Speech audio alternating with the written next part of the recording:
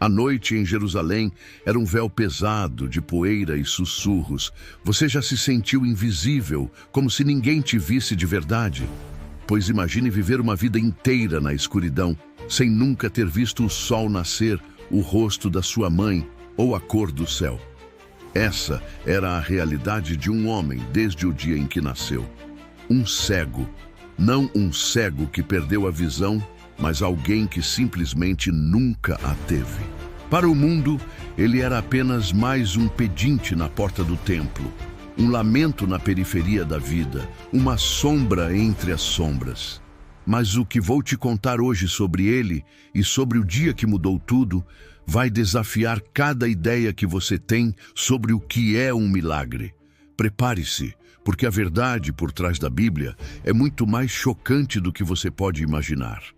As pessoas passavam por ele, apressadas, suas sandálias levantando a poeira da rua. Algumas jogavam uma moeda, outras desviavam o olhar, como se a cegueira fosse contagiosa. E o que mais me intrigava, o que realmente me fez parar para pensar, é que a pergunta mais comum que faziam sobre ele não era como ele pode ser curado, mas sim, quem pecou? Sério, imagine a cena. Você está ali, na sua escuridão particular, e a grande questão não é sobre sua dor, mas sobre a culpa. É como se a sociedade tivesse um sistema de contabilidade divina, onde cada sofrimento era um débito a ser pago. E o mais bizarro, essa pergunta não era feita por gente do povo, mas pelos próprios discípulos de Jesus.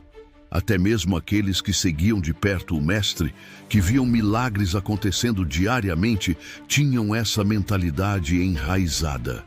Jesus, ao ouvir a pergunta cheia de julgamento, não respondeu com uma lição de moral óbvia. Ele não disse, ninguém pecou. Ele disse algo que te faz repensar tudo. Nem ele pecou, nem seus pais, mas foi para que se manifestassem nele as obras de Deus. Essa frase ressoa de um jeito que pouca gente compreende. Significa que a condição daquele homem, o fato de ele ter nascido cego, não era um castigo, mas uma tela em branco para a glória de Deus. Pense nisso. Quantas vezes na sua vida você atribuiu o sofrimento a um erro, a uma falha sua ou de alguém próximo? E se no meio de tudo isso existisse um propósito maior, um convite para que algo inacreditável se manifestasse? É uma perspectiva que vira do avesso a nossa lógica humana de causa e efeito. O que aconteceu em seguida é o que torna esse milagre tão único, tão visceral. Jesus cospe no chão. Sim, você ouviu direito. Cospe no chão, faz barro com a saliva e aplica essa lama nos olhos do cego. Não usa uma palavra de comando, não faz uma oração grandiosa naquele momento. Apenas a terra, a saliva e a fé. Por que barro? Aquele gesto para a mente da época era no mínimo peculiar. Era quase uma afronta. Imagine a sensação. O toque úmido e terroso nos seus olhos sem luz. Uma mistura de nojo e esperança. Minha avó costumava dizer que Deus, muitas vezes, usa o que parece mais insignificante para operar o extraordinário. E olhando para essa cena, eu entendo o que ela queria dizer. O mais impactante não é apenas o ato, mas a instrução. Vai, lava-te no tanque de Siloé. O tanque de Siloé era uma fonte em Jerusalém, um lugar conhecido. Mas para aquele homem, ir até lá exigiria uma jornada no escuro, com barro nos olhos. Ele tinha que agir, tinha que confiar. Não foi uma cura instantânea no local, um estalar de dedos. Foi um processo, uma caminhada de fé. E ele foi. Ele se lavou. E quando emergiu daquelas águas, o mundo se abriu para ele. O brilho do sol, as cores vibrantes das vestes, o azul do céu. Uma explosão de sensações que ele nunca havia experimentado, mas o choque não parou por aí. A comunidade, os vizinhos, os que o viam mendigando diariamente, eles não acreditavam. Não é ele? Perguntavam. Parece ele, mas não é. Aquela era uma das quebras de expectativa mais brutais da Bíblia. A cura era tão completa, tão radical, que a própria identidade do homem foi questionada.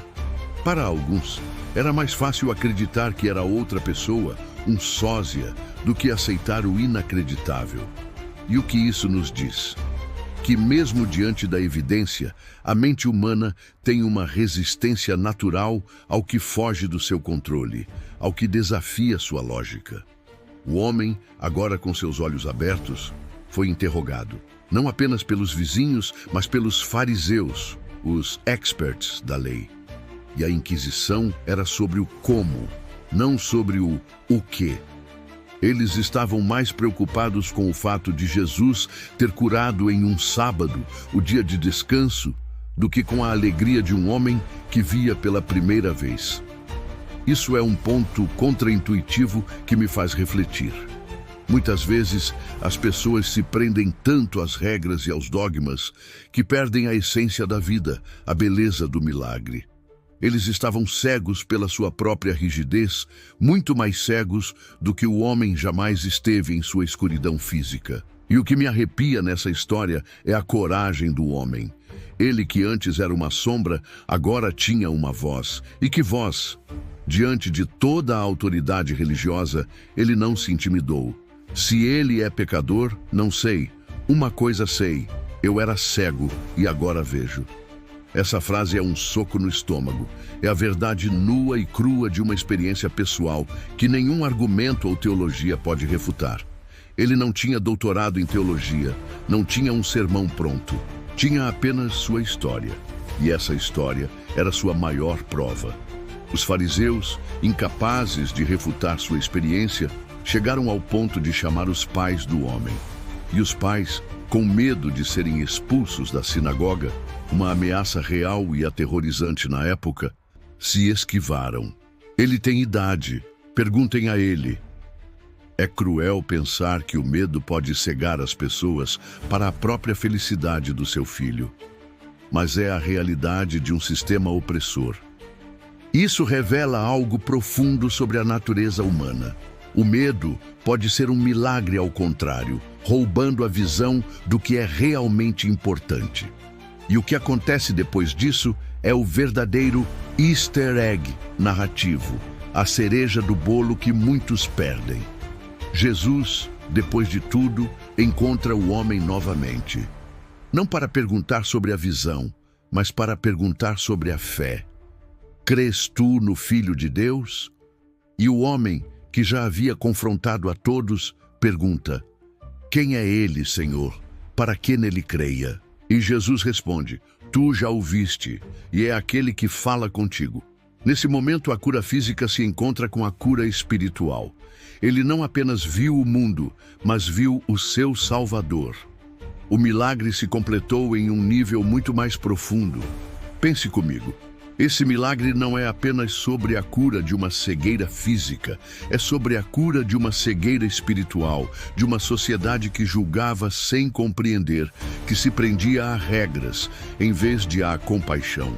É sobre a coragem de um homem que, de invisível, se tornou um testemunha inabalável da verdade. É sobre ver além do óbvio, desafiar o status quo e encontrar propósito onde o mundo vê apenas deficiência. O que o mundo via como uma maldição, Jesus transformou em uma oportunidade de revelar a glória divina. E o mais inacreditável é que, mesmo depois de tantos séculos, essa história ainda nos choca, nos intriga e nos faz questionar. Eu acredito que isso realmente aconteceu. Já vivi algo parecido com isso, não de forma literal, mas sentindo que minha visão sobre algo mudou completamente depois de uma experiência inesperada. Se isso te tocou, é porque esse vídeo precisava chegar até você. Se inscreva no canal, mas só se tiver coragem de ver além do que os olhos podem enxergar.